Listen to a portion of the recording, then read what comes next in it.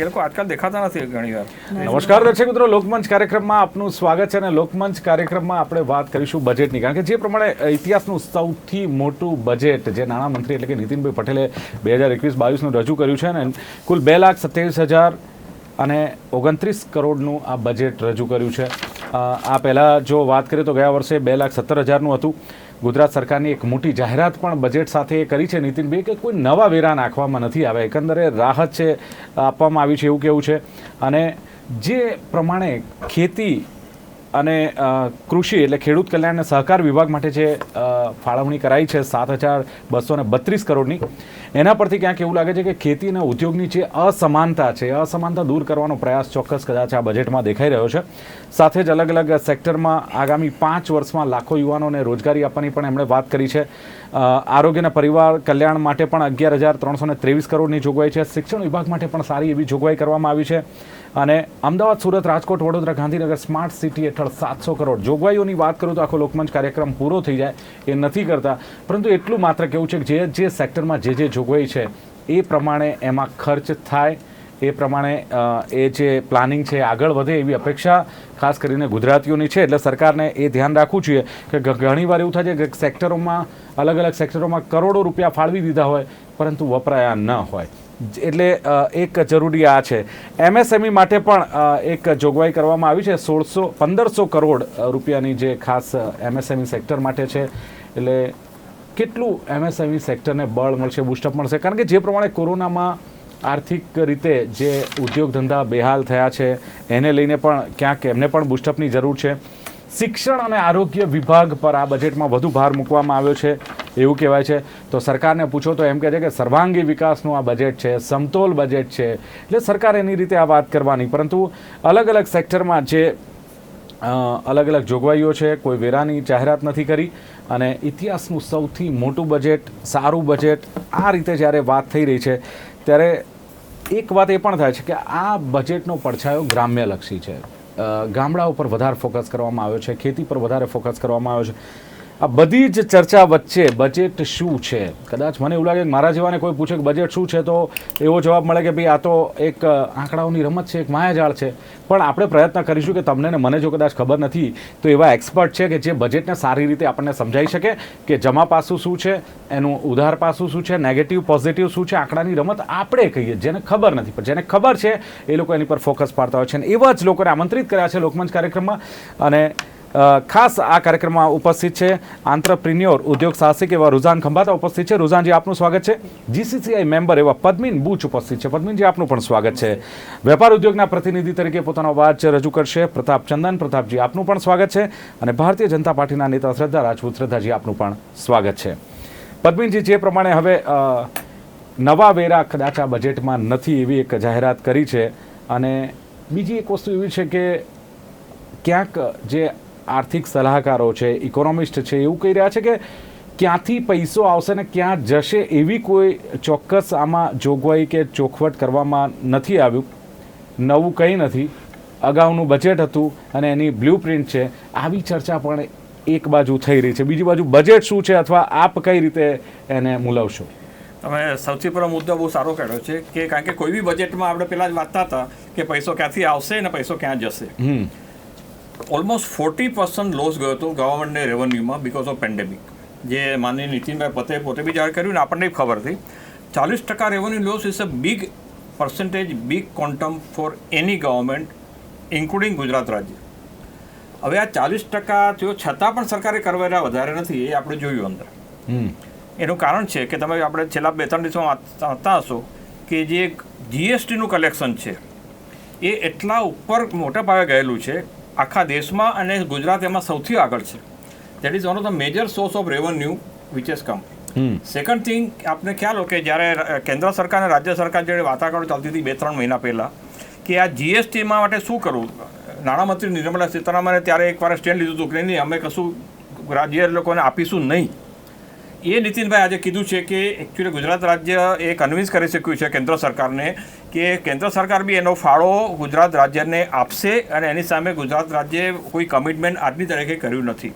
બીજી વસ્તુ તો ઉપરાંતની વાત કરું છું, એક તો એ જીએસટીનું કલેક્શન, બીજું કેન્દ્ર સરકારનો કોન્ટ્રીબ્યુશન, અને ત્રીજું જે અગત્યનું છે કે જે હું અને પ્રતાપચંદ્ર અમે બી વાત કરીશું કે બિઝનેસ, ધંધા, રોજગાર, બિઝનેસ અને ઇન્ડસ્ટ્રી.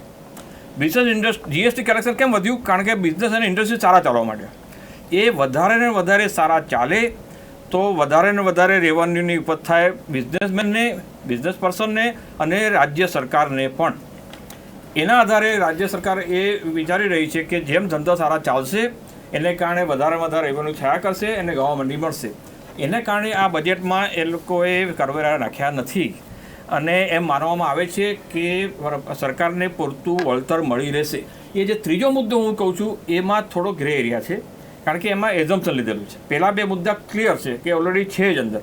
ત્રીજા મુદ્દામાં ગ્રે એરિયા છે, પણ ગ્રે એરિયા મળી શકે. જો રાજ્ય સરકારે જે 6,599 કરોડ રૂપિયા જે બિઝનેસને આપ્યા છે, ઉદ્યોગને, અને 1,500 કરોડ જે એમએસએમઈને આપ્યા છે, એનું મુખ્યમાંથી જો ઉપજ થાય તો એનાથી જે વધારે ધંધા ચાલે સારા, બિઝનેસ સારો ચાલે, ઇન્ડસ્ટ્રી સારી ચાલે, તો એમાંથી બી ગવર્મેન્ટને પૈસા મળી રહેશે.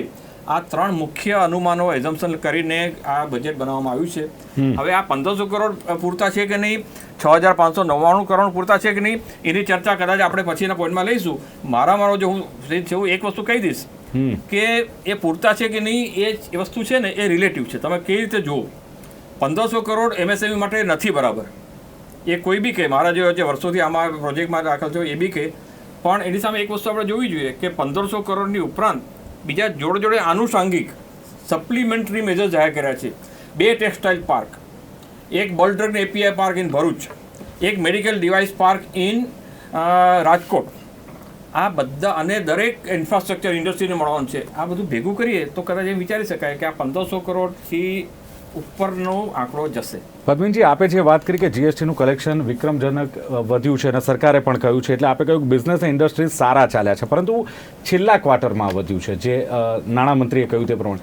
દેટ મીન્સ કે છેલ્લા ક્વાર્ટરમાં જ આ વેપાર ઉદ્યોગ ધંધા ચાલ્યા છે વર્ષના. એનું કારણ છે કે આ પેન્ડેમિકમાં 3 વસ્તુ છે. હું બી આમાં ઘણી વાત કરું છું: સર્વાઈવલ, રિવાઇવલ અને ગ્રોથ. સર્વાઈવલનું સ્ટેજ પતી ગયું 4-5 મહિના પહેલાં, એટલે પછી જો રિવાઇવલનો ગ્રોથ આવ્યો એની અંદર કલેક્શન છે. અને હવે ગ્રોથ માટે વધારે પ્રયત્ન કરવાની જરૂર છે. એક રિવાઇવલ અને ગ્રોથ આવે તો આ કલેક્શન ચાલુ જ રહેવું જોઈએ. હું પોતે 2-3 કંપનીમાં ડાયરેક્ટર છું. દરેક કંપની એ છેલ્લા ક્વાર્ટરમાં સારું કર્યું છે અને everybody looking for next 2 quarter to be much better. એટલે એમએસએમઈ 1,500 કરોડ જે જોગવાઈ કરવામાં આવી છે આ સેક્ટરમાં, અપેક્ષા વધારે હતી કે ઓછી છે જોગવાઈ, કે શું આપને સ્પષ્ટ શું લાગે છે? અપેક્ષા થોડી વધારે હતી. હા, જોગવાઈ મેં કીધું રિલેટિવ ટર્મ છે. અપેક્ષા વધારે હતી. હવે 1,500 અપેક્ષા સાચી હતી ખોટી હતી? સાચી હતી.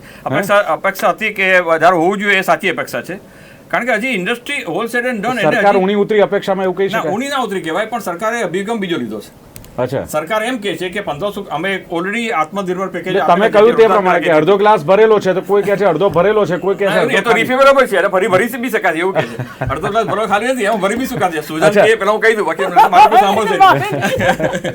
રુઝાનજી, એક જ વસ્તુ કહીશ તમને કે સરકારનો અભિગમ એવો છે ને કે ખોટો નથી કે એ લોકો કે તમે 1,500 કરોડ તમે એક આંકડો ના જો, એની જોડે બીજા આંકડાઓ બીજો જે મેં કીધું એ પ્રમાણે ટેક્સટાઇલમાં 1,500 કરોડ બીજા છે. અચ્છા, તો ટેક્સટાઇલ ઇન્ડસ્ટ્રી જ છે ને, એમાં એમએસએમઈ છે, વધારે રોજગાર રક્ષિત છે, તો એમાં 1,500 કરોડ બીજા છે, પ્લસ 3 કે 4 બીજા આવા ઇન્ડસ્ટ્રીયલ પાર્ક ઊભા થઈ રહ્યા છે. બધા કે એનાઉન્સમેન્ટ થઈ રહ્યું છે, પણ એને એલોટમેન્ટ કરવું પડે ને. પણ એ તો ભૂતકાળના અનુભવોના આધારે લોકો કહેતા હોય છે કે એનાઉન્સમેન્ટ થયું છે, અલોટમેન્ટ ક્યારે થશે, પોતા અનુભવના આધારે આ સવાલો ઉઠાવતા હોય. તો ગયો ભૂતકાળ જો એના આધાર છે. 10 વર્ષ પહેલાનો જુઓ કે 20 વર્ષ પહેલાનો ભૂતકાળ જુઓ, એના આધારે. એ મુદ્દો મારો કાયમ માટે કહેતો હોઉં છું કે આખી વસ્તુ કરો એનું અમલીકરણનું શું. યસ, એટલે એ તો ક્વેશ્ચન માર્ક છે જ હજુ, એ આપ માનો છો. એ બજેટમાં નોર્મલ નામ કહો, પણ એની બે જેટલી એના પછી એ લોકો મિકેનિઝમ જાહેર કરી દેવા જોઈએ કે આનું અમલીકરણ માટે કયા કયા મિકેનિઝમ છે, તો થઈ શકે. રુઝાનજી, આપનું શું કહેવું છે કે આંત્રપ્રિન્યોર તરીકે કે જે પ્રમાણે લોકડાઉન બાદ જે કમર તૂટી ગઈ અને કોરોનાને લઈને 1,500 કરોડ જે એમએસએમઈ માટે ખાસ તો એના પર જ ચર્ચા મારે કરવી છે. કેટલું બુસ્ટઅપ મળે આ એમએસએમઈ? સૌથી પહેલા તો આઈ કમ ટુ ધેટ, પણ મને હંમેશા જ્યારે બી બજેટ થયું હતું, આ વખતે પેલું જ્યારે આપણું યુનિયન બજેટ હતું ત્યારે બી કીધું કે અચ્છા બહુ સારું થયું કે આપણે પેન્ડેમિકનો ટેક્સ ના લાગો. હા. બરોબર છે. પછી ભલે એગ્રીકલ્ચર સેસ નામે મૂકી દીધું, અલગ વાત છે, નામ ખાલી બદલ્યું, આમ કાન પકડો કે આમ પાન પકડો, બરોબર. સિમિલર તમે કહો છો કે સારું થયું બીજો ટેક્સ ના લાગો, પણ સાહેબ જે રીતે અત્યારે પેટ્રોલના ને જે આપણી ગવર્મેન્ટને મળે છે, ગુજરાત ગવર્મેન્ટ તો મળે જ છે ને, અત્યાર સુધી મળે છે, રાઈટ. એટલે એ રીતે તો હું કહું છું ગવર્મેન્ટ આપણે પેન્ડેમિકમાં આમ આદમી, બીજી વાત સાહેબ, હું તો અહીંયા કઈ અર્થશાસ્ત્રી કે એ બધું નથી, હું તો સિમ્પલ આપણે જેમ કોમન મેન છું, બરોબર છે. જેટલા એ લોકો હિટ થયા છે, તમે તો કહો છો ગવર્મેન્ટ 40% હિટ થઈ રેવન્યુમાં, આમાં આપણા જે લોકો છે, ગરીબ લોકોની વાત કરું છું, મોટા લોકોની વાત નથી કરતી, એ 70 to 80% હિટ થયા છે સાહેબ, in terms of their finances, right. એટલે what the point now the second point, હવે તમારો 1500 કરોડનો પોઈન્ટ આવ્યો. 14,000 કરોડ આત્મનિર્ભરમાં જૂન 2020માં એ લોકોએ આત્મનિર્ભર અત્યારે નામ આપ્યું છે, પહેલા જે બી નામ હતું એ આપ્યા કે ભાઈ અમે 14,000 કરોડ. કેટલા 14,000 કરોડનું શું થયું એ કહી દઉં તમને, આંકડા અત્યારે આવી ગયા મારી પાસે. નીતિનભાઈએ કહ્યું 76 લાખ સમથિંગ ફેમિલીઝને 76 લાખ સમથિંગ ફેમિલીઝને એ લોકોએ 1,000 રૂપિયો આપ્યો, બરોબર. એ આત્મનિર્ભરમાં ગણાઈ ગયું. એટલે હવે સાહેબ આ એક આંકડો આવ્યો મારી પાસે, અને મારી બીજો, એટલે આ તમને જવાબ મળી ગયો સાહેબ. બીજો હવે અત્યારે સાહેબ બહુ જ બસ દલીલો કરી રહ્યા છે કે 1500 કરોડ તો ખાલી એમએસએમઈ નામના આપ્યા, ટેક્સટાઇલના નામના અલગ આપ્યા, પેલાના નામના ઢાંકણા પૂછલા, બરોબર. તો મારે એમ કેવું છે કે અત્યારે આપણે 32,000 કરોડ આપણા એડ્યુકેશનમાં અપાયા, જે અગાઉ 14% ઓફ ધ 2 લાખ જે મેગા બજેટ કહેવાય છે, 2,27,000 સમથિંગનું, હું એને મેગા એટલે નહીં કહું કારણ કે તમે 14,000 કરોડ જે આત્મનિર્ભરમાં આમાં ગણાવી લીધા, કારણ કે last year I think 2 lakh 4 કે 10,000 સમથિંગ 10,000 કરોડ 2 લાખ સમથિંગ ક્રોર્સનું પ્રોજેક્ટ હતું તમારું. એટલે I would not say mega budget point number 1, તમે થોડું નાખ્યું ને થોડું કાઢ્યું, સિમ્પલ એઝ ધેટ. પણ coming back to that particular point કે અગર તમે 32,000 કરોડ, એક એક્ઝામ્પલ, 32,000 કરોડ તમે આમાં આપો છો અને પછી કહો છો સાયન્સ એન્ડ ટેકનોલોજીમાં 500 કરોડ આપીશ, તો તમે કહો ઓહો સાયન્સ એન્ડ ટેકનોલોજીને બી બહુ બધા પૈસા મળી ગયા, કારણ કે 32,000 એડ્યુકેશનમાં બી મારે ગણાય ને. એટલે this is not the way to count it. Let us be very clear કે જે ઇન્ડસ્ટ્રી, હવે તમે જ બધા અગ્રી કરો છો, તમે સાહેબ પોતે કહ્યું કે જીએસટી આપણે સૌથી મેક્સિમમ ગુજરાત આપે છે, બરોબર. તો તમે અને ક્યાંથી આવે? જે બિઝનેસથી જ આવે ને. Let us accept that. તો બિઝનેસથી આવે છે. આપણા ગુજરાતીઓ, I am very proud of my Gujarati ભાઈ બહેન કે એ લોકો આટલી મહેનત કરે છે, જે બી આપણી ગુજ્જુ બુદ્ધિ કહેવાય, આઈ એમ પ્રાઉડ ઓફ ધેટ. આપણે આપણા દેશને કમાઈ આપીએ છીએ, પણ આપણને જ સાહેબ પેલું કે દિયા તલે અંધેરા એવી આપણી હાલત છે. ઓકે ને અહીંયા તમે મારીને ગાળ રાખીએ છીએ, વધારે બીજા સાહેબો બતાવશે બિઝનેસમેનો. બિલકુલ. પ્રતાપ ચંદનજી, જ્યારે એવું કહેવાય છે કે ગુજરાતમાં દર મહિને 16,000 એમએસએમઈમાં રજીસ્ટ્રેશન થાય છે અને એફડીઆઈ જે આવી રહી છે એમાં મોર દેન 50% ગુજરાતમાં આવી રહ્યું છે, આવા દાવા થાય છે, અને એની વચ્ચે 1,500 કરોડની જોગવાઈ છે. કઈ રીતે જોશો? દિલીપભાઈ, હું તો એક કોમન બિઝનેસમેન તરીકે વાત કરું, એની હાલત લેમેન જેવી જ હોય છે. તમે જેમ કહ્યું એમ કે મોટા મોટા આંકડાઓમાં આ કેટલા કરોડની ક્યાં ફાળવણીને, એનાથી કોઈ બિઝનેસમેનને કે ઇવન સિટીઝનને બહુ ફરક નથી પડતો. તમે આરોગ્ય માટે 13,323 કરોડ ફાળવતા હો તો નાનો માણસ તો એ રીતે જુએ છે કે મારું જે પ્રાથમિક આરોગ્ય કેન્દ્ર ગામડામાં કે ઇવન શહેરમાં પણ છે, તો ત્યાં પૂરતા ડૉક્ટરો છે કે નહીં, એ એંગલથી જોવાવી જોઈએ વાતને, કે આટલા ડૉક્ટરો હતા ને હવે અમે આટલા ડૉક્ટરો કરીએ છીએ, અથવા આટલા નવા પ્રાથમિક આરોગ્ય કેન્દ્રો અમે વધારવાના છીએ, સમથિંગ લાઈક દેટ. સારી યોજનાઓ તો આપણી પાસે અત્યારે છે, એટલે કંઈ કલ્યાણ યોજનાઓ નથી એમ કહેવાનો ભાવાર્થ નથી, પણ આંકડાઓની તો માયાજાળ જ છે. એ વાત સાથે હું બિલકુલ સમજ છું, જે આપે પહેલાં પણ કહ્યું. હું એક કોમન બિઝનેસમેન તરીકે એવી રીતે આખી વાતને જોઉં છું કે 1,500 કરોડ વગેરે છે, ટેક્સટાઇલ પાર્કની એ આવકારદાયક પગલાઓ છે. 1,500 કરોડનું હજી આપણને ખબર નથી એલોકેશન કે કઈ રીતે ને એમએસએમઈમાં જવાના છે, અને કઈ રીતે એને કોઈ ચોક્કસ યોજનાની છે. એનાઉન્સમેન્ટ એક જુદી વસ્તુ છે, પણ એને કઈ રીતે હેલ્પફુલ થવાના છે એમએસએમઈ સેક્ટરને એ કંઈ ખ્યાલ નથી આવતો. છતાં ટેક્સટાઇલ પાર્કનું સ્થાપના વગેરે સારી વસ્તુઓ છે, એના લીધે રોજગારી વધશે. અને વધશે તો જેમ ભાઈએ કીધું એમ અલ્ટિમેટલી તો વેપાર અને ઉદ્યોગ બંને, મેન્યુફેક્ચરિંગ બંને ક્ષેત્ર વિકાસ પામશે તો સરકારની આવક પણ વધશે. સારી નિશાની એ છે કે ડિસેમ્બર જાન્યુઆરીમાં જીએસટીની રેકોર્ડ આવક થઈ છે ગયા વર્ષના સરખામણીમાં. પ્રી કોવિડ પીરિયડ અમને પહોંચી ગયા છીએ, તો એ પ્રમાણે ગુજરાત સરકારની આવક પણ વધી હશે. તો હવે સ્ટેબિલાઇઝ થયેલી ઇકોનોમીમાં વેપાર ઉદ્યોગની તો થોડીક માંગણીઓ વર્ષોથી એવી હતી કે દાખલા તરીકે વ્યવસાય વેરો જે 250 કરોડની વસ્તુ છે અને એ નાનામાં નાના બિઝનેસમેનને ઇફેક્ટ કરે છે, એ વેવ થવો જોઈતો તો એ નથી એ લોકો કાઢી રહ્યા. બીજી વાત કરીએ તો સ્ટેમ્પ ડ્યુટીમાં ક્યાંક ને ક્યાંક રેશનલાઇઝેશન કરવાની જરૂર છે. એસ્ટેટ વગેરેમાં એટલું બધું ડેડ ઇન્વેસ્ટમેન્ટ થઈ રહ્યું છે કે એને ફરતું કરવું હોય તો સ્ટેમ્પ ડ્યુટીના રેટ ઓછા હોય તો એના ટર્નઓવર થયા કરે અને એ ક્ષેત્ર પણ મોટું રોજગારી આપનારું ક્ષેત્ર છે. એટલે એમાં પણ અપેક્ષા વેપાર ઉદ્યોગની તો એવી હતી કે એમાં પણ કંઈક ઘટાડો થવો જોઈતો હતો. બીજી વાત કરીએ તો કેટલાક સ્ટેટોએ હમણાં પેટ્રોલ ડીઝલ પરના ટેક્સીસ ઘટાડ્યા છે, સ્ટેટના ટેક્સીસ, અને એ રીતે પણ થોડી રાહત આપી છે. છેલ્લા કદાચ 2 મહિનામાં હું ભૂલતો ન હોઉં તો 22-25% જેટલો પેટ્રોલ ડીઝલમાં જે ભાવ વધારો થયો એ અલ્ટિમેટલી વેપાર ઉદ્યોગને બહુ ખરાબ રીતે અસર કરી રહ્યો છે. સરકારની આવક તો 25% રેટ વધે એટલે 25% આવક વધી જાય. એટલે જો સરકાર એટલા પ્રપોર્શનમાં તો ભલે ના ઘટાડે, કે 28% હોય તો 7% ઘટાડી નાખે એવું આપણે નથી કહેતા, પણ 4-5% પણ રેટ ઘટાડે તો પણ સરકારની આવક આગલા વર્ષ કરતાં તો વધારે જ રહે, બિકોઝ ઓફ બેઝિક પ્રાઇસ વધારે છે માટે. પણ એવા આ 3માંથી એકેય વસ્તુ સરકારે કરી નથી. એ બાબતમાં એક કોમન બિઝનેસમેન તરીકે હું નિરાશા વ્યક્ત કરું છું. બાકી મેં કહ્યું એમ ઘણી બધી બેલેન્સિંગ કર્યું છે એમણે. સારા એવા ક્ષેત્રોમાં ક્યાંક ને ક્યાંક સારી યોજનાઓમાં જાહેરાતો કરી છે. એટલે દેખાય છે ફૂલ ગુલાબી એમ. હા, અને જાહેરાત ચોક્કસ છે, પણ અગેન એઝ અ બિઝનેસમેન પદ્મિનભાઈએ કહ્યું એક ટોનમાં હું કહું છું કે એ ક્યારે અને કઈ રીતે તમે એને અમલમાં મૂકો છો એ વધારે. જાહેરાતનું કોઈ મહત્વ મોરોલેસ નથી હોતું. અલ્ટિમેટલી તમે શું, મેં પહેલાં કહ્યું કે શિક્ષણમાં આટલા ફાળવ્યા, 32,700 કરોડ ફાળવ્યા તમે, પણ ગુજરાતના નાનામાં નાના માણસને એની સરકારી શાળાઓમાં સારું શિક્ષણ મળશે એ વધારે મહત્વનો મુદ્દો છે. એને સ્ટ્રેન્થન કરવા માટે તમે શું કરી સરકારી શાળાઓ તો બંધ થતી જાય છે. તમે જુઓ, that is the real problem. બીજી તરફ નાના માણસને તો આ વસ્તુ અસર કરે છે. તમે 32,000 ફાળવ્યા કે 28,000 જ ફાળવ્યા હોત તો કોઈ કોમન મેનને ફરક નથી પડવાનો.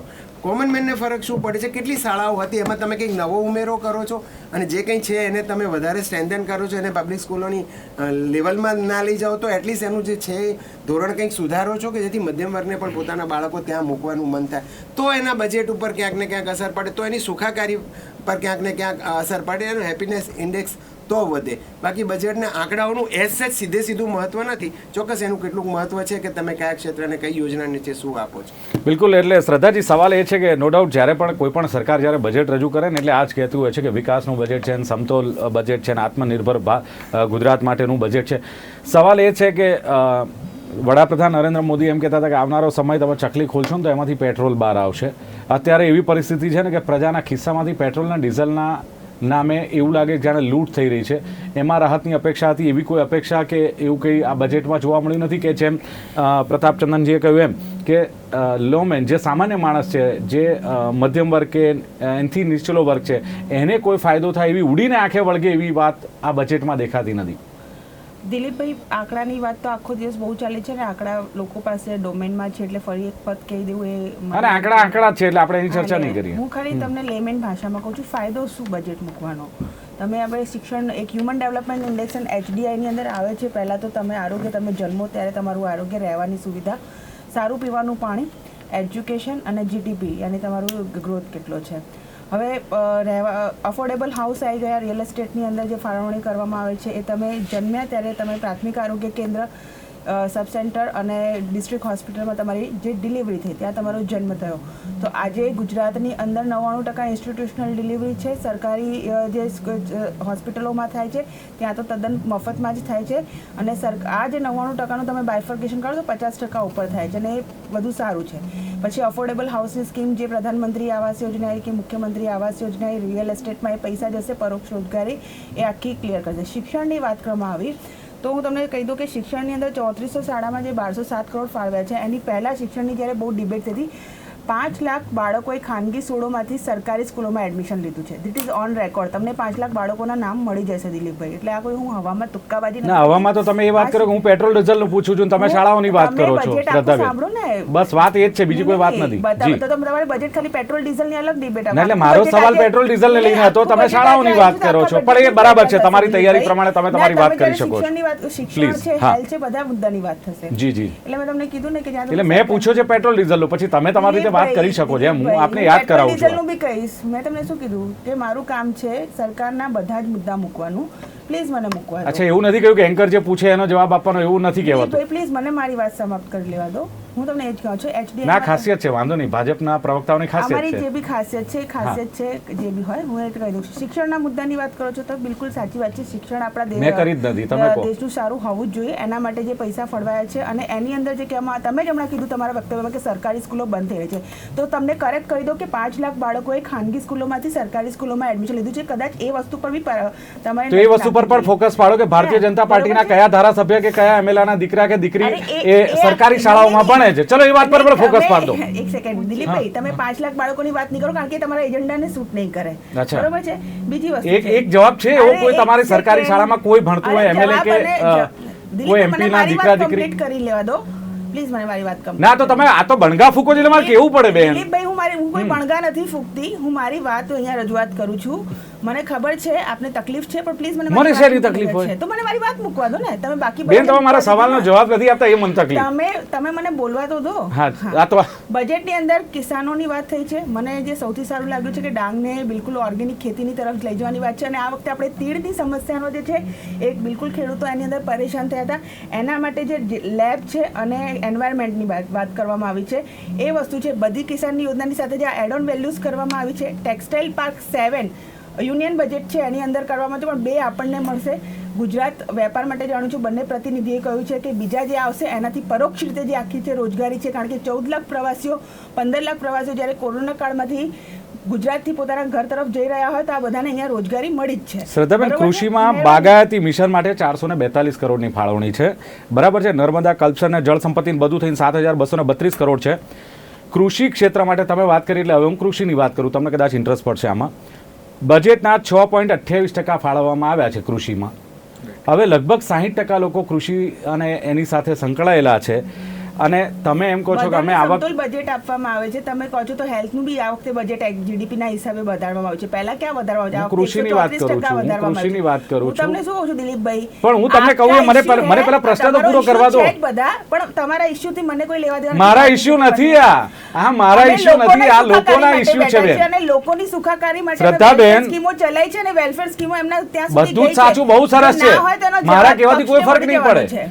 મારા કહેવાથી ફરક નહીં. મારું એમ કેવું છે કે નહીં તમે એ વાત કરો છો સરકાર કે આવક બમણી જીએસટી કલેક્શન બી થયું છે ને અત્યારે મહાનુભાવે જ કહ્યું ને, મેં તો કીધું નથી. મારો સવાલ તમે કૃષિની વાત કરી તો હું કૃષિની કરું છું. અરે પણ એવું ના હોય ને 100% બજેટ કૃષિમાં ફળવાઈ જાય દિલીપભાઈ. ના, તમે કહી દો 100% કે ભાઈ 50% કૃષિમાં ફાળવી દો, 50% ઉદ્યોગમાં ફાળવી દો અને બાકી શિક્ષણ અને હેલ્થમાં ના ફાળવી દો. સ્પેસિફિક પ્રશ્નનો મારો પ્રશ્ન એ છે કે આપનો સ્પેસિફિક નહીં, આપનો પ્રોબ્લેમ બીજો જ છે મને ખબર છે પણ મને મારી તમે કહી દો ને મારો પ્રોબ્લેમ હોય તો કહી દો બેન. એ તમે જવા દો. હું મારા સવાલનો જવાબ તમારી પાસે નથી, હું તમને કૃષિનો સવાલ કરું છું બેન. પર્સનલ ના જઈએ મેડમ નો કઈ એજન્ડા જુદો છે. અરે ભાઈ જ્યારે તમે કોઈના માટે કશું કર્યું ને એવા લોકો પોતાના એજન્ડા સેટ એક કરવા મિનિટ, ભલે તમે જવાબ ના આપતા, કૃષિમાં જે મેં તમને મહેરબાની કહ્યું કરીને અમુક લોકો તો સ્પેસિફિક એજન્ડા સાથે પેનલ પર આવે નહીં, એવું તમે માની લો છો બેન. તમે મને એવું કહો છો કે મારો એજન્ડા એવું ના હોય. એક પત્રકારની ફરજ હોય સવાલ પૂછવાનો અને પ્રવક્તાની ફરજ છે જવાબ આપવાનો. શ્રદ્ધાબેન કે આપણે પૂરતું ડિવાઈડ કરીએ બધા વચ્ચે. બિલકુલ. એટલે કૃષિ ક્ષેત્રમાં જે 6.28 ફળવાયા છે, મારો સવાલ તો પૂરો કરી દેવા દો પ્લીઝ. 60% લોકો જેટલા લોકો એમાં રોકાયેલા છે. 70% લોકો રોકાયા છે અમારા દેશના. 70% 70% આપણું ગામડું છે, કૃષિ ઓકે, ઉપર તો આપણી 70%. economy છે. 70% મારી મિસ્ટેક હશે. એગ્રીકલ્ચરમાં ઓછું થઈ ગયું છે, રેકોર્ડ પર છે. તો તમે આવક બમણી કેવી રીતે કરશો? આ રીતે ફાળવણી થઈ છે તો હું તમને આવક બમણી કરવાની વાત એક છે. સમજાવું છું. એક કૃષિ માટે શું જોઈએ? પાણી જોઈએ, તો ત્યાં સિંચાઈની વ્યવસ્થા પહોંચી છે. એક કૃષિ માટે જે કૃષિની સબસિડી, કૃષિ યાંત્રિકરણ, એમના માટે જેટલા બી યંત્ર યુઝ થતા હોય એના ઉપર, બિયારણ ઉપર 4 લાખ ખેડૂતોને જે આપવામાં આવ્યું છે. પાક જોડાણ જે વીજળીના જોડાણ છે એ પડતર પડી રહેતા હતા, આજે 1.5 લાખ વીજ જોડાણ આપવામાં આવે છે. દિવસે આપણને વીજળી આપવામાં આવે છે કિસાનોને, તાકી એમને રાત્રે પાણી વાળવા કે જવું પડે.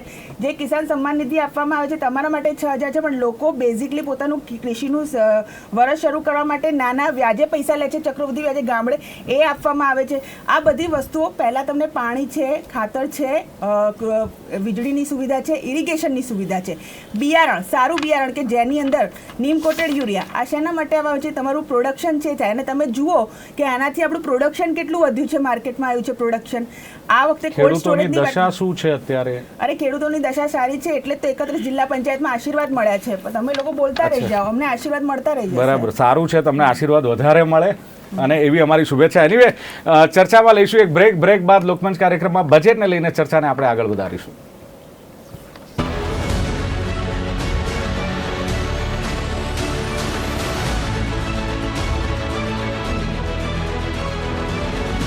Welcome back. બ્રેક બાદ ફરી એકવાર આપનું સ્વાગત છે. આપ જોઈ રહ્યા છો કાર્યક્રમ લોકમંચ, અને જે પ્રમાણે અલગ અલગ સેક્ટરમાં શિક્ષણ વિભાગ માટે તમે જુઓ કે 32,719 કરોડની જોગવાઈ છે, અને આરોગ્ય અને પરિવાર કલ્યાણ માટે 11,323ની જોગવાઈ છે. આવનારા દિવસોમાં યુવાનોને નોકરી આપવાની, લાખો યુવાનોને નોકરી આપવાની વાત પણ થઈ રહી છે, અને MSME ઉદ્યોગ માટે પણ વાત કરી. પરંતુ પદ્મિનભાઈ, સવાલ એ થાય છે કે સૌથી મોટું સેક્ટર હેલ્થ સેક્ટરની જે આપણે વાત કરીએ તો ગયા વખતે જે ખર્ચ હતો એમાં ને આ વખતે બહુ ફરક નથી. હાલાકી આવ્યો એક કોરોના જેવો મહામારી પણ આવી ગઈ છે. 11,225 ગયા વર્ષે હતા, આ વખતે 11,323 કરોડ, માત્ર 98 કરોડનો વધારો છે. અને ગુજરાત સ્ટેટની ઇન્કમના માત્ર એવું કહી શકાય કે 1%ની આસપાસ આ સેક્ટરમાં છે. ઓછું નથી? ઓછું છે. અને તમે જે પહેલા શબ્દ વાપર્યો હતો એ આમાં કહીશ કે MSME નહોતો કહેતો, આમાં કહીશ કે આમાં ઊણું ઉતર્યું છે અપેક્ષા. કારણ કે આ મહામારી આવી પેન્ડેમિક, ત્યારે એવરીબડી રિયલાઇઝ કે આપણે કેટલા પાછળ છીએ હેલ્થ કેરમાં. આપણે પોતાનું સ્ટ્રેન્થ બી છે, આપણી man power, medical people, paramedical બધા આપણી સ્ટ્રેન્થ છે, પણ આપણે હેલ્થ ઇન્ફ્રાસ્ટ્રક્ચર એ આપણને ઓછું લાગ્યું, કારણ કે આપણે તૈયાર નહોતા એના માટે. અમે બી આજે તૈયાર નથી. આજે કોમન પર્સનને આજે જવું હોય હોસ્પિટલમાં તો ઓછું. એટલે ઇટ વોઝ એક્સપેક્ટેડ કે જેમ યુનિયન બજેટે હેલ્થ કેરમાં બહુ જ મોટું એલોકેશન કરેલું છે. તમે જો ઇન્ડિયન બજેટમાં ઇટ વોઝ એસેન્શિયલી ઇન્ફ્રાસ્ટ્રક્ચર અને હેલ્થ કેર જ હતું પ્રેક્ટિકલી. એના પ્રમાણમાં ગુજરાતનું બજેટ આપણે કમ્પેરિઝન છોડીએ તો બી એમને ગણતરી કરીએ ને તો ગુજરાતને અત્યારે 20,000 કરોડ જેટલા બજેટની જરૂર છે હેલ્થ કેર સેક્ટરની. કારણ કે અત્યારે તમે એલોકેટ કરશો ને કે દર વર્ષે એલોટમેન્ટ થતું નથી હોતું. ધીસ વોઝ અ ટાઈમ કે જ્યારે સરકાર પાસે પૂરેપૂરો હક હતો, પૂરેપૂરો એનું શક્યતા હતી કે અત્યારે હેલ્થકેરનો પ્રોબ્લેમ છે, એ લોકોએ દેખડો છે કે અમે બીજા સેક્ટરને થોડું ઓછું આપીએ છીએ, પણ હેલ્થકેરમાં 2,000 કરોડ વધારે આપીએ છીએ. ને કોઈ એક સવાલ ના પૂછે તમને, અને એને કારણે આપણે નેક્સ્ટ 3 વર્ષમાં આપણે આખું તૈયાર થઈ જાય આપણું હેલ્થકેરનું ઇન્ફ્રાસ્ટ્રક્ચર. સો હેલ્થકેરમાં જરૂર છે. બીજું હું હેલ્થકેરમાં કહીશ કે એ લોકો સ્પેસિફાઈ કરશે, માનું છું. હેલ્થકેરમાં બહુ મોટા પાયે નાના સેન્ટરમાં સારા હેલ્થકેર સેન્ટર કરવાની ઉપરની જરૂર છે. શહેરના લોકો તો કોર્પોરેટ હોસ્પિટલમાં જાય છે, પણ નાના સેન્ટરમાં એ લોકોને ઇક્વલી લેવું માટે જરૂર છે. અને ત્રીજી વસ્તુ, હેલ્થ કેરના જે લોકો છે એને બહુ મોટા પાયે તૈયાર કરવાની જરૂર છે. ખાલી બિલ્ડિંગ કે મશીનથી નથી થવાનું. મશીન તો વર્લ્ડ બેંકથી મળી જાય છે, એના ઇક્વિપમેન્ટ, એક્સરે મશીનથી બધું મળી જાય, પણ ઓપરેટ કરનારા લોકોની તકલીફ છે. આજે ડૉક્ટરો જવા તૈયાર નથી ગામડામાં, એની તકલીફ છે. તો એના મુદ્દા પર એક વસ્તુ આવીશ કે જે ઇન્ડસ્ટ્રીને બી લાગુ પડે છે, આપણે રોજગારને બી લાગુ પડે છે. આ બજેટમાં જો મેં મિસ કર્યું તો મને ખબર નથી, પણ મને એમ લાગે છે કે સ્કિલ ડેવલપમેન્ટને લગતું કોઈ મેન્શન નથી. એજ્યુકેશન છે પણ એમાં સ્કિલ ડેવલપમેન્ટનો કોઈ કોમ્પોનન્ટ લખેલો. સ્કિલ ડેવલપમેન્ટ એટલે એ રોજગારલક્ષી માણસને બનાવે છે. આજે એક એન્જિનિયર બહાર નીકળે તો વેધર એન્જિનિયર ઇન્ડસ્ટ્રીને એમ્પ્લોયેબલ છે કે નહીં એ હજી ડાઉટ પડે, ઘણીવાર પડે છે. સ્કિલ ડેવલપમેન્ટ કે નાના ઓપરેટરથી માંડીને હેલ્થકેર વર્કરથી માંડીને મોટા બધાને સ્કિલ ડેવલપમેન્ટ એ જરૂર છે. એ શિક્ષણનું એક અંગ છે, પણ એ અગત્યનું અંગ છે. એ સ્કિલ ડેવલપમેન્ટ માટેની જોગવાઈ કરવાની જરૂર છે. તો ના કરી હોય તો એ ભાઈ એમાં એક મને ચોક્કસ ગેપ દેખાય છે. આ it is part of the અમલીકરણ. બિલકુલ રોજાનજી, સ્કિલ ડેવલપમેન્ટની ક્યાંક જરૂર છે. અને જે પ્રમાણે હેલ્થ ડિપાર્ટમેન્ટ, હેલ્થ સેક્ટરની પણ વાત કરી કે માત્ર 98 કરોડનો વધારો છે, અને જે ગુજરાતની સ્ટેટની ઇન્કમ છે એની 1%ની આસપાસ છે. શું કહેશો? હવે હું તમારો જવાબ આપતા પહેલા હું એમની મેડમની જેમ મારો એજન્ડા ચાલુ કરી દઉં, પણ ના, હું નહીં કરું, કારણ કે આઈ રિસ્પેક્ટ કે મારો એન્કર જે રિસ્પેક્ટ, આઈ શુડ રિસ્પેક્ટ. સૌથી પહેલા જ્યારે આપણે હેલ્થ સેક્ટરની વાત કરી છે ત્યારે આપણે બધાએ જોયું હતું કે મંદિરો બંધ થઈ ગયા હતા, બીજા બધી એક્ટિવિટીઝો બંધ થઈ હતી, પણ આપણે હોસ્પિટલો જ ચાલુ હતી. બરોબર છે, લોકો મળતા હતા ને ખેંચીને આપણે હેલ્થકેર વર્કર્સોને લાયા છીએ. એટલે ધીસ ઇટસેલ્ફ શોઝ કે આપણું કેટલું વીક હેલ્થકેરનું તંત્ર છે. અને એના લીધે અગર આપણે આ લોકડાઉન વધારું કેમ પડ્યું? બેઝિક્સ એ હતા કે ભાઈ આપણે ખબર છે કે કોવિડ છે, બરોબર, પણ અગર આપણને ખબર ન પડે, આપણે વધારવું એટલે પડે કારણ કે આપણી પાસે બેડ જ નથી. બીમાર પડે તો માણસને બચાવ. તો બી તમે જોયું ઇનિશિયલી આપણે બહુ બધા ડેથ રેટ્સ વધારે હતા, પછી કંટ્રોલમાં આવ્યા, કોઈ ડાઉટ જ નથી. પણ ઇનિશિયલ ડેથ રેટ્સ વધારે હતા કારણ કે આપણી પાસે ફેસિલિટીની ઇન્ફ્રાસ્ટ્રક્ચર જ નહોતું. આપણે પછી ફરી અમેરિકાની જોડે કમ્પેર નહીં કરીએ, કારણ કે એ આખી જુદી સ્ટોરી છે ને આખી જુદી સ્ટોરી છે. પણ coming back to the basic point, એટલે હેલ્થકેરની જ્યારે વાત થાય છે ત્યારે બહુ જ ઇમ્પોર્ટન્ટ છે. એટલે હવે અત્યારે જે આપણે અત્યારે પહેલાં ડિસ્કસ કર્યું કે ફ્યુ ક્રોર્સનો જ ફરક પડ્યો છે. ભલે કીધું કે અમે કોવિડના લીધે વધારે હેલ્થકેર નાખ્યું. સત્ય એ છે, થોડું બીજો આઈડિયા આપી દઉં. સત્ય એ છે અત્યારે કે આપણું જે ગુજરાતનું જે આપણે બોરોઈંગ કરીએ છીએ, દેવું કહેવાય ને, જે બોરોઈંગ લેતા હોઈએ ને આપણે, બોરોઈંગ નોર્મલી 35 થી 40 કરોડ, 40,000 કરોડનું આપણું બોરોઈંગ થતું હોય. અને 35-40,000 કરોડમાંથી સાહેબ 15 થી 20,000 કરોડ આપણે પ્રિન્સિપલ અમાઉન્ટ ચૂકવવા આપતા હોઈએ. આ વખતે આપણે 50,000 કોવિડના નામે આપણા યુનિયનમાં બી થયું છે, વધારે થયું છે, ફિગર હું ભૂલી ગઈ છું. એટલે આ વખતે આપણે એ 50,000 કરોડ એના નામે એક્સ્ટ્રા બોરોઈંગ કરી બી લીધું છે. એટલે તમે ભૂલી ના જતા કે એનું બી વ્યાજ ચૂકવવું પડે.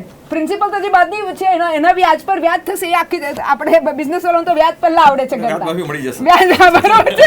એટલે એ ઇમ્પોર્ટન્ટ પોઈન્ટ છે. એટલે આપણે ભલે આપણે કોવિડના નામે, સાચું કહું તો કોવિડના નામે ગવર્મેન્ટે એના આંકડા સાથે વધારે ફજિંગ કર્યું છે. Let me use the word government એના આંકડા સાથે વધારે ફજિંગ કર્યું છે. આપણા એન્ડ યુઝર સુધી એના લાભો પહોંચ્યા નથી.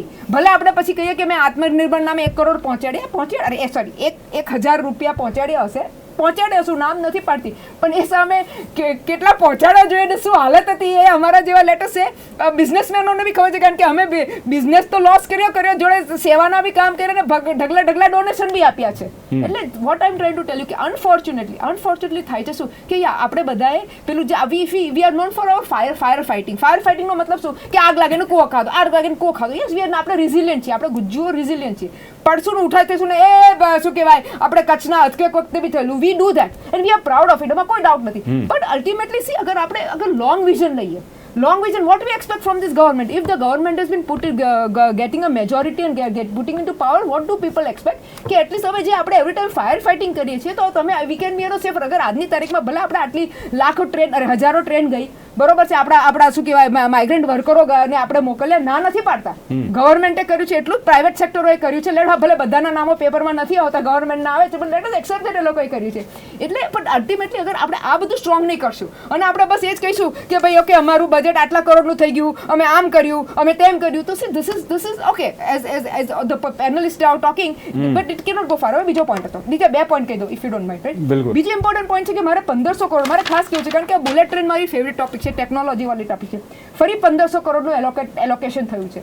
આજની તારીખમાં જાપાન પોતે આનાથી બહુ ફાસ્ટ કંઈક 5,000 કિલોમીટરની સ્પીડે કંઈક આખું એક બહુ સરસ ટ્રેન બનાવી છે અને એના કરતાં વધારે ફાસ્ટ હાઇપરલૂપ છે, જે આંધ્રપ્રદેશમાં એનું ટેસ્ટિંગ થઈ રહ્યું છે, જે લેટેસ્ટ ટેકનોલોજીના આનાથી સસ્તી ટેકનોલોજી છે. એટલે મારે ગવર્મેન્ટને હાથ જોડીને કેવું છે કે જસ્ટ ફોર ધ સેક કે ભાઈ અમને મફતમાં, તમને એક મફતમાં ટ્રેન મળી છે અને જૂની ટેકનોલોજી મળી છે, એની ઉપર હવે તમે હજી પૈસા નાખીને બુલેટ કરશો, પણ તમે બુલેટના જમાના ગયા સાહેબ, હાઇપરલૂપના જમાના. એટલે નવા ઉદ્યોગોને લાવવા માટે સહાય છે, આત્મનિર્ભર કરવા માટે સહાય છે, પરંતુ જે રનિંગ ઉદ્યોગ છે અથવા રનિંગ ઇન્ડસ્ટ્રીઝ છે એના માટે પણ જોગવાઈ હોવી જોઈએ. 100%. અને હું કહું છું ના તમે you also invest in new industry, new technology. કારણ કે આપણે અગર શું કહેવાય ન્યૂ ટેકનોલોજી, જનરેશન 4th ટેકનોલોજીની વાત કરતો હોય તો ઓબ્વિયસલી આઈઓટીની વાત કરતા હોય, એ બધી ઘણી વાત થતી હોય. પણ હવે એક મિનિટ, મારે બીજા 2 પોઈન્ટ કરી લેવા છે, ઇમ્પોર્ટન્ટ છે કે આઈ રિયલી એપ્રિશિએટ. એક વાત કારણ કે હું એ ગ્રાઉન્ડ લેવલ પર કામ કરું છું કે જ્યારે બહેનોને, અમારી જે વિધવા બહેનોને જે પેન્શન મળતું હતું એમાં એવું થતું હતું કે એનો છોકરો મોટો થાય એટલે બાળક મોટું થઈ જાય તો એને પેન્શન, ભલે પેન્શન 750 કે 150 અરે 1050 થયું, 250 થયું છે, પણ જેટલું બી મળતું હતું એ સારું છે. પણ હવે એ લોકોએ શું કર્યું, એક સારું કર્યું, ગુડ કર્યું કે એ લોકોએ કહ્યું કે ચલો હવે તમારો છોકરો મોટો થાય કે નાનો થાય, માને તેટલું મળશે જશે, એટલીસ્ટ માં પોતાના પૈસા પોતાની પાસે રાખે. અને જે નલથી જલની જે વાત કરી છે, આઈ એમ રિયલી હેપી. પ્લીઝ તમે કરજો, હું પ્લીઝ કહું છું, કારણ કે મારી બહેનોનો પ્રોબ્લેમ થાય છે માટલા લઈને પાણી ભરવાના કે જે બી, તો એટલીસ્ટ એના ઘર સુધી એ પાણી આવશે તો એ બહુ જ સારી વાત છે. એટલે ભલે બીજું બધું આડું કરો, પણ પ્લીઝ આનું આ 2 ચીજ પર પ્લીઝ બી કમિટેડ. ચલો બિલકુલ પ્રતાપ ચંદનજી, વાત કરીએ કે આ તો ક્યાંક એવું છે કે ખેતીને ઉદ્યોગનો દરજ્જો આપવાનો પર ખેડૂતને લગતું કે કોઈ પ્રતિનિધિ છે નહીં, આપણે એ ચર્ચા નહીં કરીએ. પરંતુ જે પહેલા વાત થઈ કે જીએસટીનું કલેક્શન વિક્રમજન્ય સપાટીએ છે, પરંતુ છેલ્લા ક્વાર્ટરમાં 5%ની આવક વધી છે. હવે એ આવક ક્યાંથી આવી? તો ઉદ્યોગ, એમએસએમઈ ઇન્ડસ્ટ્રીઝ, નાના મોટા જે વેપાર ધંધા છે એમાંથી સરકારની આ આવક થઈ છે, બરાબર છે. હવે એમએસએમઈ માટે 1500 કરોડ ફાળવ્યા છે, પરંતુ એ સિવાય સ્ટેમ્પ ડ્યુટીમાં કોઈ રાહત નથી મળી, એક ચર્ચા એ પણ છે. સરકારી જમીન કે ઇન્ડસ્ટ્રીઝ માટે કોઈ તમે લોન લો છો તો લોન પરનું વ્યાજ ઓછું કરવાની વાત કે સહાય નથી. લાગે છે કે આ ખૂટે છે કે બજેટમાં એ બાબતને? બજેટમાં જે મને લાગે છે કે એલોકેશનના આંકડા બહુ રિલેવન્ટ નથી. જે મેં તમને પહેલાં કહ્યું એમ આંકડા એવા હોવા જોઈતા હતા કે અમે, દાખલા તરીકે ખેડૂતનો પ્રતિનિધિ નથી પણ હું ખેડૂત વતી વાત કરું તો હું એમ કહું અત્યારે કે 1500 કરોડ તમે કલ્પસરમાં ફાળવ્યા, એ તો તમે કેટલા 10 વર્ષથી ફાળવ્યા કરો છો, અને મને લાગે સર્વે સિવાય કશું થતું નથી, હું સમજુ છું ત્યાં સુધી. પણ કદાચ જરૂરી હશે. એક વાત હું આમાં સંમત થાઉં છું. કલ્પસર હું બી કહેવાનો હતો સોરી કે કલ્પસર પ્રોજેક્ટ એક બહુ મોટો પ્રોજેક્ટ છે, બહુ અગત્યનો છે. પણ જેમ પ્રતાપ ચંદ્ર વાત કીધું એ પ્રમાણે ઘણા વર્ષોથી હું પોતે એમાં ઇન્વોલ્વ હતો એક જમાનો. અચ્છા. ફિઝિબિલિટી રિપોર્ટ બનાવવામાં જીતકોનો એમડી હતો ત્યારે, પણ કલ્પસર પ્રોજેક્ટ કોઈ કારણસર આનાથી આગળ વધ્યો જ નથી. હવે મને બી મેં જોયું કે આ 1500 કરોડ કલ્પસર પ્રોજેક્ટમાં આપ્યા એ કદાચ એમની ઈચ્છા હશે પણ એમાં કોઈ જગ્યાએ દેખાતું નથી કે આટલા વર્ષો 20 વર્ષથી ચાલે છે. ઓહ. એટલે પદ્મિનભાઈ એ છે ને ખાલી એ જે મેં ગયા વર્ષે પણ મેં જોયું હતું એ કંઈક સર્વે વગેરેના કામમાં એટલે એડમિનિસ્ટ્રેટિવ કામમાં જ જાય છે એવી મારી સમજ છે. તમે કહ્યું એમ પ્રોજેક્ટમાં તો કોઈ નથી થતો. એના કરતાં એમણે એમ કહ્યું હતું કે એમ કહ્યું હતું આંકડાકીય સાથે કે નર્મદા પ્રોજેક્ટની માઇનોર કેનાલ્સ આટલા ટકા બાકી છે, એ અમે આટલા કિલોમીટર બાકીની આટલામાંથી આટલી પૂરી કરીશું. 2000 કિલોમીટર બાકી છે પણ આ વર્ષે અમે 1000 કિલોમીટર તો પતાવી દઈશું, સમથિંગ લાઈક દેટ. એવી કરી હોત તો આપણે કહી શકીએ કે ના વેલકમ છે. બાકી આંકડાનો કોઈ બહુ મિનિંગ થતો નહીં. એટલે લાગે છે કે ખેતીનો ઉદ્યોગનો વચ્ચે જે ગેપ છે એ ક્યાંક ગેપ દૂર કરવા, અસમાનતા દૂર કરવાની ખેડૂતો માટે ઘણી બધી આ યોજનાઓ બજેટમાં છે. સરકાર કંઈ નથી કરતી ખેડૂતો માટે એવું પણ નથી. પણ મેં કહ્યું એમ કંઈક આંકડા અને ફાળવણીઓ બધી આવી ચોક્કસ ટર્મ્સમાં હોવી જોઈએ.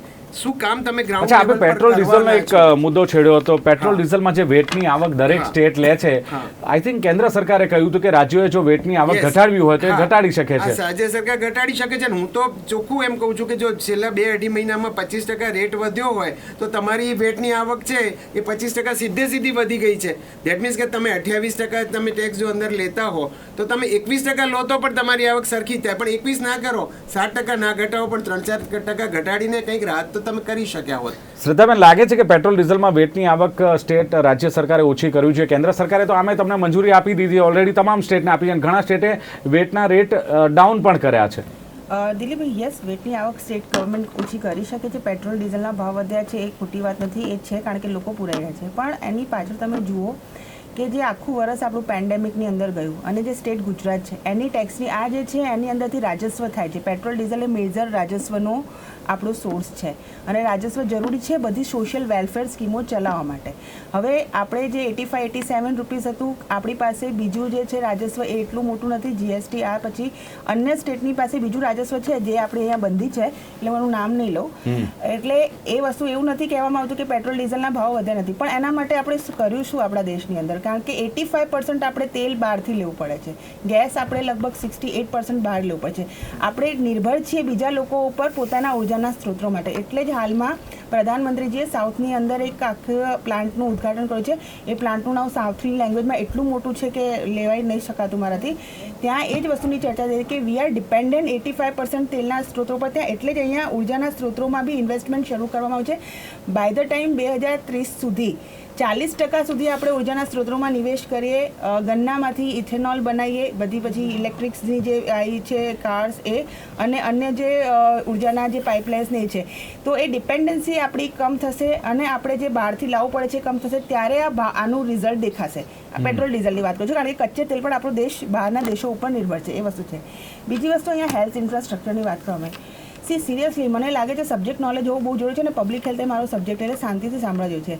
Y there is a lockdown? આખા દેશમાં નહીં, આખા વિશ્વમાં લોકડાઉન લગાવવું. એવું છે કે બધા વિશ્વમાં બીજા લોકો પાસે શું હેલ્થની સુવિધાઓ સારી નથી એટલી નંબર 1 છે. અમેરિકાની હેલ્થ સિસ્ટમ સારી છે, બ્રિટનની હેલ્થ સિસ્ટમ સારી છે, ડેફિનેટલી સારી છે. પરંતુ આ જે વાયરસ હતો એ કોન્ટીજિયસ, હાઈલી ચેપી હતો. કોઈને ખબર નહોતી કે કેટલા પ્રમાણમાં વાયરસ કઈ રીતે રિએક્ટ કરશે અને કેટલા વેન્ટિલેટર્સની અને કેટલા એક્સ્ટ્રા બેડની જરૂર પડશે. લોકડાઉન એ કન્સેન્સિસ પ્રમાણે તમામ દેશોએ લીધેલો એવો નિર્ણય છે કે એ દરમિયાનની અંદર પહેલાં આપણે ઇન્ફેક્શનની ચેન રોકીએ અને સાથે સાથે ઇન્ફ્રાસ્ટ્રક્ચર જે છે, extra bed, extra ventilator, extra દવા, કારણ કે કોઈને ખબર જ નહોતી કે આ વસ્તુ કઈ રીતે કામ કરશે. સો જો તમે કોરોના યોદ્ધા, મને જો જ્યારે કોઈ પણ કોવિડની અંદર એવું કહે છે કે સરકારે કામ નથી કર્યું, એ સીધી કોરોના યોદ્ધાનું અપમાન કરવા બરાબર લાગે છે. બિકોઝ હું છેલ્લા 1-1.5 વર્ષથી જોઉં છું કે 24/7 જે સ્ટાફ, નર્સ, ડૉક્ટર, સફાઈ કર્મચારી, પોલીસે જે ડેડિકેશન આપ્યું છે કમેન્ડેબલ છે. અત્યારે હું તમને વેક્સિનેશન સાઇટના મેં મુલાકાત લીધેલી છે કારણ કે હું પબ્લિક હેલ્થ એક સ્લોટની અંદર 150 લોકો વેક્સિન લેવા માટે આવી રહ્યા છે. એમનું ઓવરબર્ડન કેટલું વર્ક છે, એ લોકોએ રજા નથી લીધી. 4 કલાકથી વધારે મારા ખ્યાલથી પબ્લિક હેલ્થના કોઈ સ્ટાફ ઊંઘ્યા નથી, ફિમેલ હેલ્થ વર્કરને આગળ. હેલ્થ એલોકેશનની વાત છે તો ગુજરાતની અંદર તમે જુઓ 8 મેડિકલ કોલેજ હતી, અત્યારે 36 મેડિકલ કોલેજ છે. દિલીપભાઈ, આપણી પાસે જે પોપ્યુલેશન છે એની સરખામણીમાં ડૉક્ટર્સ નથી. હું તમને કહું છું પબ્લિક હેલ્થમાં એમાં કોઈ પેમેન્ટ નથી. એટલે જ તમે જો કે 2019ની અંદરની આની પહેલાંનું જે યુનિયન બજેટ હતું પર 1001 ડૉક્ટર થાય એના માટે જ આપણે જે છે મેડિકલ કોલેજો વધારી છે. સાથે આયુષ ડૉક્ટર બી જે છે એ ઉમેરાયા છે, પણ સર્ટન હાવ આપણને પ્રાઇમરી હેલ્થ સેન્ટરની અંદર છે એ MBBS ડૉક્ટર્સની વધારે જરૂર છે. ગુજરાતની વાત કરું તો 1400 નર્સમાંથી આજે આપણી પાસે 55,000 નર્સ છે અને આ જે તે પૈસા ફાળવવામાં આવ્યા છે એની અંદર primary health centre, district hospital અને સબ સેન્ટર જે ગ્રામ્યની અંદર છે. અર્બનની વાત કરું તો આપણી 65 પોપ્યુલેશન છે, આ 6 મહાનગરોમાં છે. એની અંદર અર્બન પ્રાઇમરી હેલ્થ સેન્ટર અને અત્યારે GR આવી ગયો હતો પણ બીકોઝ ઓફ આચારસંહિતા અમે લાગુ કરી શક્યા નથી. 5 થી 9ની અંદર આપણે 4 કલાક માટે જે અર્બન સ્લમ પોપ્યુલેશન નજીકમાં કવર કરી શકે એના માટે MBBS ડૉક્ટર છે એની OPD ચલાવવા માટે જઈ રહ્યા છે. આજે કોઈ પણ સગર્ભા છે, તમે ડિસ્ટ્રિક્ટ હોસ્પિટલ સોલા અહીંયા નજીક છે, રેન્ડમલી તમારે જ્યારે મન હોય આપ જઈને ત્યાંની મુલાકાત લઈ લો. ત્યાંમાં જે કિડની ઉપર ડાયાલિસિસનું કામ થાય છે એ જોઈ લો. મુખ્યમંત્રી અમૃતમ યોજના જે હવે આયુષ્યમાન ઘણી બધી યોજનાઓ છે શ્રદ્ધાબેન. દિલીપભાઈ આયુષ્યમાનના બરાબર છે. જેણે 3.5 લાખનું સ્ટેન્ડ હવે આપણે સ્માર્ટ સિટી પર આવીએ કારણ કે આ તો પ્રચાર જેવું થઈ ગયું છે ભારતીય જનતા પાર્ટી. હું સ્માર્ટ સિટી દિલીપભાઈ, એક મિનિટ, હું હેલ્થકેરમાં એકવાર એક જ ઉમેરવા માંગુ છું. એમની વાત સાચી છે, બંને વસ્તુ અલગ છે. આપણે પેન્ડેમિકને બહુ સારી રીતે ડીલ કર્યું છે, એમાં નો બડી નો ડિવાઇડ છે. હું પોતે કહું બધા કહે છે કે આપણે ગુજરાત સરકારે, કેન્દ્ર સરકારે પેન્ડેમિકને બહુ સારી રીતે ડીલ કર્યું. આપણે ઇનિશિયલી નહીં સાહેબ, બદલીઓ થઈ ગઈ હતી, પછીથી કર્યું. લેટ અસ બી સ્પેસિફિક. હેલ્થકેર ઇન્ફ્રાસ્ટ્રક્ચરની એલોટમેન્ટની વાત ચાલી રહી છે કે આ એક તક હતી રાજ્ય સરકાર પાસે કે વધારે કરી શકે. અને પેન્ડેમિક તો વર્ષ પછી પૂરો થઈ જશે ધારો કે, પણ લાખો લોકો જે છે એની જે બેઝિક ડિસીઝ છે, દવાઓ છે, ડોક્ટરો છે, નર્સો છે, એના માટે ઇન્ફ્રાસ્ટ્રક્ચરની વાત છે. આજે પૂરેપૂરી તક હતી. 2,000 કરોડ વધારે ફાળવ્યા હોત તો બધા કે સારું કર્યું. સર બીજી વાત મને કઈ કહો સાહેબ, પેટ્રોલ પૂછ્યું તો મને બી પૂછી લો ને, મને બી પૂછી લો. પેટ્રોલ આપણે 85% કેમ લાયા આપણે કે આપણે નાના સેમ્પલ દિલ્હી સુધી આપણે પેટ્રોલમાં 100% ભલે ને ઇમ્પોર્ટ કરતા હોઈએ. મને પોઈન્ટ તમે બહાર નીકળો રેપિડ એન્ટિજન ના આપણે આત્મનિર્ભર પેટ્રોલમાં દુનિયાભરમાં ખબર છે કોઈ નથી, બરોબર. પણ જ્યારે અત્યારે ફરી મેં ઓનલાઈન પુલ કર્યા, 212 માં $106 બેરલ ચાલતી હતી, 212 માં, અને અત્યારે 61 આપણે અત્યારે જે બેરલ છે 61.50 ની છે, તો બી આપણું પેટ્રોલ મોંઘું છે. એટલે તમે ભલે બધી સ્ટોરીઓ કરો કે પહેલા આપણે આત્મનિર્ભર નહીં હતા, આપણે ઇમ્પોર્ટ વધારે કરીએ છીએ એટલે આપણે અત્યારે ભાવ છે, પણ લેટ અસ એક્સેપ્ટ ધેટ કે ખોટી વાત છે. તમે ઓન ફેક્ટ્સ મૂકો ને કે ત્યારે શું બેરલનો ભાવ હતો ને અત્યારે ત્યારે વધારે બેરલનો ભાવ હતો તો બી પેટ્રોલનો ભાવ ઓછો હતો. અને અત્યારે ઓન રેકોર્ડ છે, બધા પાસે પડી હશે વોટ્સએપ કે ભાઈ 34 રૂપિયાનો અત્યારે આ પેટ્રોલ મળે છે, ટેક્સીસ એક્સ્ટ્રા.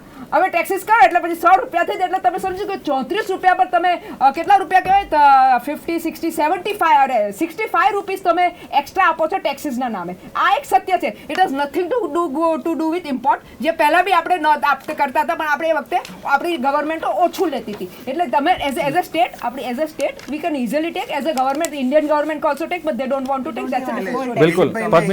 હા, પ્રતાપ કે ક્યાંક ને ક્યાંક આમાં રાહત કરવાની જગ્યા હતી, કારણ કે જે ભાવ ઘટ્યા એમની પડતર ઘટી, અમે એક્સાઇઝ વગેરે વધારી દેવામાં આવી, એને કારણે ભાવ ઊંચા છે. અને સરકારના તો વેટના રેટ તો ઓલરેડી ઘણા બધા ઊંચા છે. આજે તમે પેલો જે ડિસ્ટ્રીબ્યુટ કરે છે 1% પર પણ કરતો હોય ને તમે બેઠા 28% લો તો પણ તમારું પૂરું નથી થતું, અને ભાવ વધ્યા પછી તો તમારા એટલા પ્રમાણમાં આવક વધે છે. મેં એર્થમાં કહ્યું હતું કે ક્યાંક ને ક્યાંક રાહત એ લોકો કરી શક્યા હોત. એને માટે બજેટની બી જરૂર નથી. એના માટે ક્રૂડ પરની જે ડિપેન્ડન્સ ઘટાડવાની વાત છે, તો પછી આપણે આની અંદર ક્યાં એવી કોઈ યોજના દેખાય કે આપણે 2 વ્હીલર 3 વ્હીલર આપણે અહીંયા બધા બેટરી ઓપરેટર કરી નાખીએ? એના માટે આપણે એવા વાહનો પર એટલે ઇલેક્ટ્રોનિક વ્હીકલનો સરકારનો અભિગમ છે, એના માટેના પ્રયત્નો છે. પણ એમાં આપણે શા માટે આપણું જીએસટી જતો ન કરી શકીએ? જીએસટી જો કે સેન્ટ્રલ કેન્દ્ર સરકારે કરેલું છે થઈ જાય. એટલે હવે જે આપણે કે જે કોઈ નવા ટેક્સ નથી, એ તો કારણ કે જીએસટી એમની પાસે સેન્ટ્રલમાં જતો રહ્યો એના કારણે નથી. પણ એવી કોઈ યોજના ક્યાં, એવી કોઈ વાત આવે એની અંદર કે બેટરી ઓપરેટેડ બધા નાના મોટા વ્હીકલોને જો પ્રોત્સાહન મળે, એના ચાર્જિંગ સ્ટેશન ઊભા થાય, એ વસ્તુ પર જો ભાર મુકાયો હોત તો ઓટોમેટિકલી ક્રૂડ પર ભારણ ઘટાય. પણ છતાં વાત મારી તો ત્યાં રહે છે કે જે નથી થયું એ તો નથી થયું. 2-3 વસ્તુમાં એ તો મારી વાત રહે છે ત્યાં. હા, બરાબર છે. બીજી વાત એક જ મિનિટ, આપણે ઇન્સ્ટિટ્યુશનલ ડિલિવરીમાં મને બી ગર્વ છે કે આપણે કરી, પણ હજી બી આપણો સેક્સ રેશિયો 854 ગર્લ્સ છે, એની સામે 1000 બોયઝ છે. એટલે ઇન્સ્ટિટ્યુશનલ ડિલિવરી થાય છે એ સાચી વાત છે, પણ આ રેશિયો કેમ બગડી રહ્યો છે? કારણ કે થવી જોઈએ તો એ બી સુધારવો જોઈએ ને લોજિકલી તો. યસ, એટલે પદ્મિનજી સ્માર્ટ સિટીની વાત કરીએ. સ્માર્ટ સિટી પાછળ 700 કરોડ રૂપિયા ખર્ચ કરવામાં આવ્યો છે, પરંતુ ક્યાં ખર્ચ્યા, કેટલી સ્માર્ટ સિટી ઊભી થઈ, પ્રોગ્રેસ શું છે, છેલ્લા જે કોઈ આંકડા હોય અથવા એની કોઈ જાણકારી હોતી નથી. એટલે સવાલ એ છે કે જોગવાઈ કરવાથી કે નાણાં ફાળવવાથી પ્રોગ્રેસ નથી થઈ જતો, ગ્રોથ નથી થઈ જતો. લોકો આ પણ સવાલ કરે છે કે એ પણ ક્લિયર થવું જોઈએ. આમાં એવું છે કે કોઈ બી બજેટ હોય, એ બજેટ એ આંકડા જ હોય છે. Budget is essentially an allocation of the fund.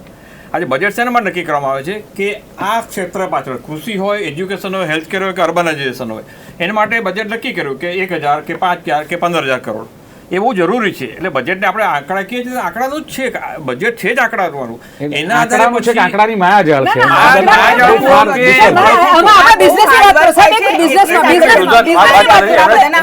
સવાલ પૂછ્યો એનો જવાબ સવાલ પૂછ્યો સ્માર્ટ સિટીનો આંકડાનો એવું કહું છું કે એલોકેશન તમે કરો તો જ એમાં એક્શન લઈ શકાય.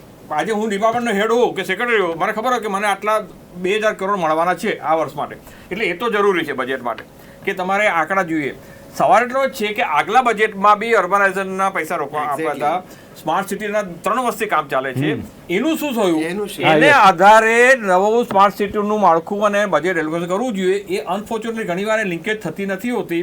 એટલે એ વાત બરાબર છે તમારી કે એ સ્માર્ટ સિટીમાં એક્ઝેક્ટલી શું થયું અને આ જે બજેટ એલોકેટ કર્યું એ એને ગેપ પૂરવા માટે કર્યું છે કે એ ઓલરેડી થઈ ગયું છે, એને કારણે વધારાનું કામ કરવાનું છે. એટલે એ ક્લિયર નથી થયું. ક્લિયર નથી, અત્યારે તો નથી દેખાતું. અર્બનાઇઝેશન એ એક હકીકત છે, આપણે માનીએ કે ના માનીએ, અર્બનાઇઝેશન હકીકત છે. શહેરીકરણ આખી દુનિયામાં આપણે ત્યાં થઈ રહ્યું છે. ગાણાવાદ લોકો અહીંયા આવવાના છે એ બી હકીકત છે. એટલા માટે જે આ વખતે જે કર્યું છે ટ્રાઇબલ ને કોસ્ટલ એરિયામાં લોકોને રહેવાનું વનબંધુ સ્કીમ એટલા માટે જ છે કે લોકો ત્યાં રહે અને એ લોકોને મળી રહે. એટલે એ બેલેન્સિંગ કરવા ટ્રાય કર્યો છે.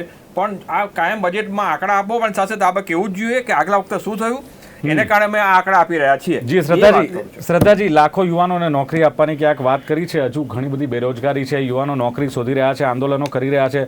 2018માં જીપીએસસી ક્લાસ 3ની જ્યારે પરીક્ષા લેવાની જાહેરાત થઈ, 12,000 જગ્યાઓ હતી અને 37.7 લાખ 37,70,000 લોકોએ ફોર્મ ભર્યું હતું. એ પછી એવી ઘણી બધી એક્ઝામ આવી જેમાં લાખો યુવાનો ફોર્મ ભરતા હોય. કેવી રીતે દૂર થશે આ બેકારી? દિલીપભાઈ, ફોર્મ ભરવું જોઈએ. બધાને સરકારી જોબ એટલા માટે ગમતી હોય છે. ઇવન મને બી હોત તો હું સરકારી જોબ પહેલા પ્રેફર કરીશ. હું મારી વસ્તુ બી એટલે આમાં ભર્યું હશે કદાચ જીપીએસસીમાં આપે? નહીં, મેં એ વખતે મારી અક્કલ એટલી નહોતી, કદાચ અચ્છા, હવે ખબર પડી. ઓકે, મેં કંઈ એટલે પછી રાજનીતિ એટલે જ આવી, કારણ કે ઉંમર નીકળી ગઈ હતી કે ભાઈ આપણે આઈએસ નથી બની શકતા. રાજનીતિમાં આયા તો કઈ જરૂર નથી. હવે રાજનીતિમાં આયા તો કઈ જરૂર નથી. નહીં, એવું નથી. એ ઉંમર છે ને 30, તમારી એજ પ્રમાણે તમે ફોર્મ ભરી શકો ને. હવે એ તો તમે ના કરી શકો ને, ખોટી તો બતાડી નથી શકવાના જે તમારી બર્થ છે. હું તમને એક વસ્તુ એ કહું છું, બિલકુલ એક છે ને, સરકારી નોકરી બધાને ગમે છે, પ્રિફરન્સ બધાની વાત નથી કરતી. અમુક એવા સ્ટુડન્ટ છે બ્રિલિયન્ટ, એ લોકો બીજું જ કંઈક કરવા માંગે છે, અમુક ફિલ્ડમાં જાય છે. પણ મોટે ભાગે જે એસ્પિરેશનલ મધ્યમ વર્ગ છે એમાં એક ડિમાન્ડ છે કે આપણી સરકારી નોકરી હોવી જોઈએ. એ રીઝન એ છે કે સિક્યોરિટી. બધાને એક છે કે ભાઈ આપણે જોબ મળ્યા પછી એક સિક્યોરિટી. એટલે મારો સવાલ એ છે કે રોજગારી ક્યાંથી આપશો એ સવાલ છે. કે સરકારી જોબ ભલે લોકો ભરતા, હું તો કહું 37 ના 50 લાખ ભરે, એની ના નથી. પણ આ તમે જે 37 લાખ પણ પ્યુનની જોબ હોય અને એમાં પીએચડી વાળો ફોર્મ ભરે છે ને ત્યારે સવાલો ઉઠે છે. ભાઈ, હું એમ કહું છું કે આ 37 લાખો જ્યારે પહેલી વસ્તુ છે કે છેલ્લે આપણે 5 વર્ષમાં રૂપાણી સરકારની વાત કરીએ તો આપણે 1,60,000 જેટલી સરકારી જોબ આપી ચૂક્યા છે. હજુ આપણી કોરોનાના લીધે જે કેલેન્ડર છે, ભરતી પ્રક્રિયાનું કેલેન્ડર, એ થોડું હેમ્પર થયું હતું. હવે કેલેન્ડર આગળ ચાલુ થશે, કારણ કે સરકારી ભરતી પ્રક્રિયાનું એક કેલેન્ડર હોય છે ને રોસ્ટર હોય છે, એની રીતે આગળ જશે. બીજી વસ્તુ તમને એ કહેવા માંગુ છું કે જે 37 લાખ લોકોએ ફોર્મ ભર્યા એ બધા બેરોજગાર છે, એ અત્યોશક્તિ છે કહેવાનું. કારણ કે એમાંથી ઘણા બધા ઓલરેડી પ્રાઇવેટમાં કે ક્યાંક જોબ કરતા હોય છે, પણ ફોર્મ ભરવાનો એમનો અધિકાર છે. જો એ લોકો પાસ થઈ જાય તો એ આગળ જઈને સરકાર વધારે અધિકાર નથી ભોગવતા. નહીં, બધા લોકતંત્રમાં બધાનો અધિકાર છે. ઓકે, છેલ્લી ટિપ્પણી શોર્ટમાં પ્રતાપચંદનજી, છેલ્લી ટિપ્પણી. અને ભરી શકે છે જે નર્સ જોબ કરતી એવી ક્લાસ 1 નું કરી શકે છે. શ્રદ્ધાબેન સાથે આંશિક રીતે એ રીતે સહમત થાઉં કે ભાઈ એમ્પ્લોયમેન્ટ એટલે કંઈ સરકારી નોકરી જેવું નહીં, એ વાત સાથે હું તમારી સહમત થાઉં. પણ પ્રાઇવેટ સેક્ટર, એમએસએમઈ કે વેપાર, ઇવન એ જે એમ્પ્લોયમેન્ટ જનરેશનની એના પાસે એમ્પલ સ્કોપ છે, એના માટે તમે કંઈક કરો ત્યારે કંઈક કર્યું કરે. એમએસએમઈ ને 1500 કરોડ રૂપિયાની એક ફિગર ફાળવવા જરૂરી છે પદ્મિનભાઈ, પણ ખાલી ફાળવવાથી એટલા માટે ના પડે કે જીઆઈડીસી માં નાના ઉદ્યોગો હોય તો જીઆઈડીસી ના કેટલા બધા પ્રોબ્લેમ છે. ત્યાં તમારે ક્યાંક 25-50 કરોડનો તમારે છૂટછાટ મૂકવી પડે, પણ ઇઝ ઓફ ડુઈંગ બિઝનેસ તમે એટલો થોડો ઘણા છૂટછાટ સાથે કરી શકો. આપણે એવા ફિગર ક્યાંય નથી આવતા. ઓકે, સમયની મર્યાદા છે. મને તો એવું લાગે છે કે આ બજેટ જો સમજવું હોય તો આપ ચારે મહાનુભાવોને અહીંયા બેસાડીને હજુ પણ 2-5 કલાક ડિસ્કસ કરીએ. એટલે બજેટમાં કેવું છે દિલીપભાઈ, હરિકથા હરિ અનંત, હરિકથા અનંત, તમે ગમે એટલી ચર્ચા કરો ચાલ્યા જ કરે. હા, એટલે જ ચર્ચાનું સમાપન કરીએ. પણ મને એટલી ખબર પડે છે કે સરકાર જે કંઈ આ અલગ અલગ સેક્ટરમાં જે કરોડોની ફાળવણી કરી છે એની જોગવાઈ પ્રમાણે ફાળવણી થાય, એ કામ આગળ વધે અને નેક્સ્ટ બજેટ આવે ત્યારે એનું એક મૂલ્યાંકન થાય કે આટલા સેક્ટરમાં આટલા ફાળવ્યા અને આટલા કામ થયા છે ને હવે આ કામ આગળ. કલ્પસરની પણ વાત કરી કે હજુ જેસે તેની જે પરિસ્થિતિ છે માત્ર કલ્ચર નહીં, એવા ઘણા બધા સેક્ટર છે કે જેમાં કરોડો ફળવાયા હોય ન પણ વપરાયા, અને બીજું ઘણા બધા સેક્ટર એવા છે કે જેમાં સરકારે સારું કામ પણ કર્યું છે, કરોડો ફાળવ્યા છે, વાપર્યા છે અને લોકોને ઉપયોગી પણ થયા છે. સવાલ એ છે કે બજેટ પ્લસ માઇનસ બંને પાસા હોઈ શકે છે, પરંતુ પ્રજાને આવનારા દિવસોમાં બજેટનો લાભ મળે અને સરકાર એ પ્રમાણે એનું કામ કરે, એ ગુજરાતની જનતાની આ બજેટ સાથે અપેક્ષા છે. અને જ્યારે ઐતિહાસિક બજેટ છે તો એક ઇતિહાસ બજેટના જે વાયદાઓ છે પૂરા કરીને એક ઇતિહાસ સરકાર એ પણ રચે, એ અપેક્ષા સાથે ચર્ચાનું સમાપન કરીએ છીએ. રુઝાન ખંભાતા, પદ્મિન બુચ, પ્રતાપ ચંદન, સરદાર રાજપૂત ઉપસ્થિત રહ્યા. Thank you very much. Thank you. તો દર્શક મિત્રો, લોકમંચ કાર્યક્રમમાં હતી આજની ચર્ચા. ફરી મળીશું નવી ચર્ચા સાથે. જોતા રહો ગુજરાત ન્યૂઝ. નમસ્કાર. વેલ કન્ડક્ટેડ.